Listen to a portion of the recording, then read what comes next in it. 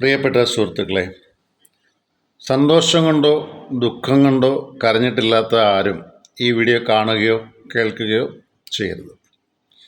എല്ലാ കണ്ണുനീരിനും ഉപ്പുരസമാണ്. കണ്ണ് കരഞ്ഞാൽ ഉടനെ നമ്മുടെ അടുത്ത് എത്തുന്ന അവയവം നമ്മുടെ കരമാണ്. കരം കൊണ്ടാണ് നമ്മൾ ആശ്വസിപ്പിക്കുന്നതും തലോടുന്നതും അതോടൊപ്പം തന്നെ വേദനിക്കുന്നവരെ സാന്ത്വനപ്പെടുത്തുന്നതും. ഒരു കണ്ണുകൊണ്ട് മാത്രം ആരും കരയാറില്ല.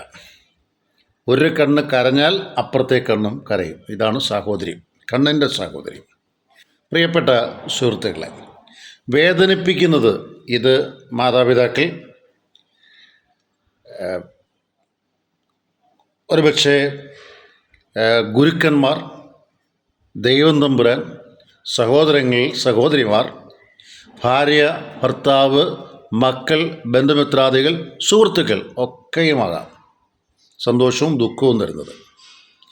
ഒരിക്കൽ യുദ്ധഭൂമിയിൽ രണ്ട് പട്ടാളക്കാർക്ക് വളരെ സീരിയസ് ആയിട്ട് മുറിവുണ്ടായി. ഒരാൾ ഏതാണ്ട് മരിക്കാറായി കിടക്കുക. അദ്ദേഹത്തിൻ്റെ മുറിവ് ശിരസ്സിനാണ് പറ്റിയിരിക്കുന്നത്. ഹൃദയത്തിൻ്റെ ഭാഗത്തും വെടിയുണ്ട, അതായത് ഹൃദയത്തിന് തൊട്ട് താഴെ വെടിയുണ്ട കൊണ്ടിട്ടുണ്ടായി. മരിക്കുമെന്ന് പുള്ളിക്ക് ഉറപ്പാണ്, വലിയ ശ്വാസമില്ല. എന്നാൽ തൊട്ടപ്പുറത്ത് ഒരു പട്ടാളക്കാരൻ രണ്ട് കരങ്ങളും നഷ്ടപ്പെട്ട് കിടപ്പുണ്ട്. പുള്ളിക്ക് കരങ്ങളിൽ നിന്ന് രണ്ട് കരങ്ങൾ നഷ്ടപ്പെട്ടു പോയി. അപ്പോൾ ഏതാണ്ട് മരിക്കാറായി കിടക്കുന്ന പട്ടാളക്കാരൻ പറഞ്ഞു, ആരെങ്കിലും രക്ഷിക്കാൻ വന്നാൽ ഞാൻ മരിച്ചിട്ടില്ലെങ്കിൽ നീ പറയണം, എൻ്റെ കരങ്ങൾ രണ്ടും നിനക്ക് തരാൻ ഞാൻ സമ്മതിച്ചിട്ടുണ്ടെന്ന്.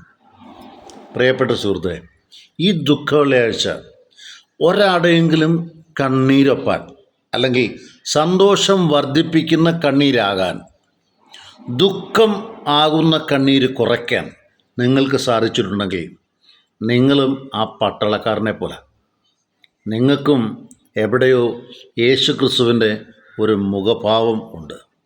നന്മയുടെ നല്ല ദിവസം. എല്ലാ മനുഷ്യരുടെയും കണ്ണുനീരിൽ ഒരു കഥയുണ്ട് എന്ന് മാത്രം ഓർക്കുക. ജോൺസൺ കരൂർ.